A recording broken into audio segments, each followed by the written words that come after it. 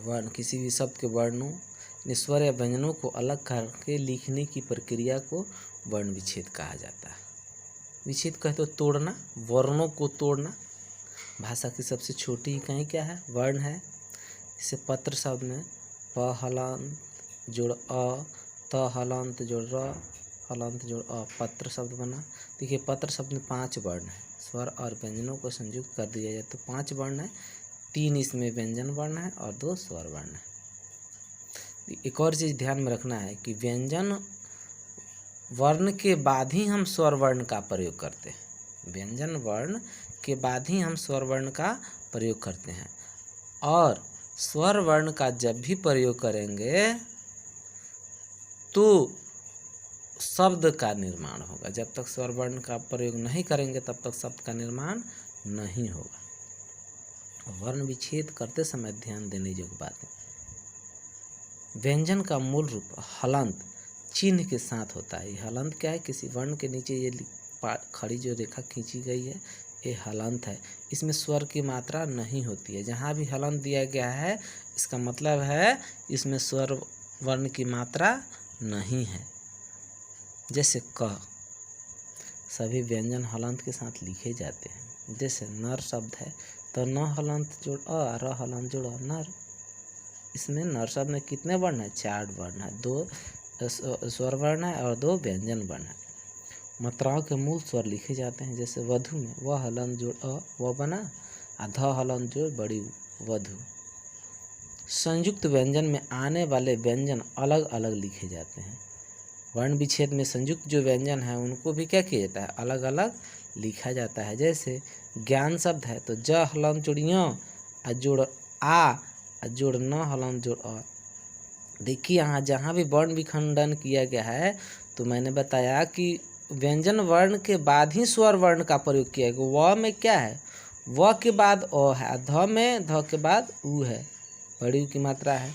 यानी स्वर वर्ण कभी भी व्यंजन वर्ण के बाद ही प्रयोग करते हैं, चाहे वो लिखने में हो या उच्चारण करने में हो।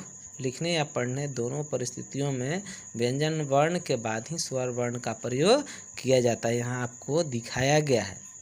कभी कभी बच्चों या आपके मन में ये सवाल होगा कि सर ये क्या दिया हुआ है? तो देखिए ये जो है ना ज्ञ क्या है? संयुक्त व्यंजन है जिसमें ज और य का मेल है, इसीलिए यहाँ 2।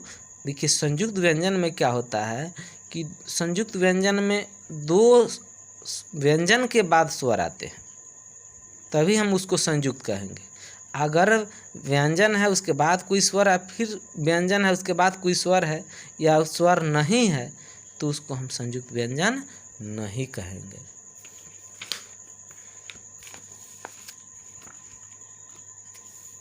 वर्ण विच्छेद के कुछ उदाहरण देखिए। उपवन का उ जोड़ प हलंत जोड़ अ जोड़ व हलंत जोड़ अ जोड़ न हलंत जोड़ अ, उपवन बना। लता में क्या है? ल हलंत जोड़ अ, त हलंत जोड़ आ, लता।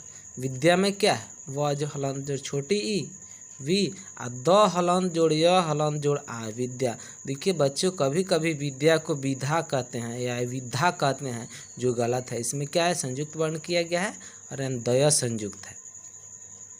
पुस्तक प हलंत जोड़ छोटी उ, स हलंत जोड़ त हलंत जोड़ अ जोड़ क हलंत जोड़ अ, पुस्तक।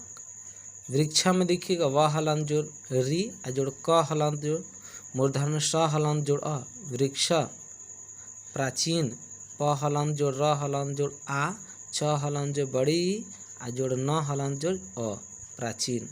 संस्कृत में स हलंत जोड़ अंग जोड़ स हलंत जोड़ क हलंत जोड़ री जोड़ त हलंत अ, संस्कृत। ज्ञान में ज हलंत जोड़ य जोड़ आ जोड़ न हलंत जोड़ ज्ञान। श्रम में तालव स जोड़ अ, तालव स हलंत जोड़ र हलंत जोड़ अ, तो श्र म हलंत जोड़ श्रम। जननी तो ज हलंत जोड़ अ, न हलंत जोड़ अ न हलंत जोड़ बड़ी, जननी। अब दे दिया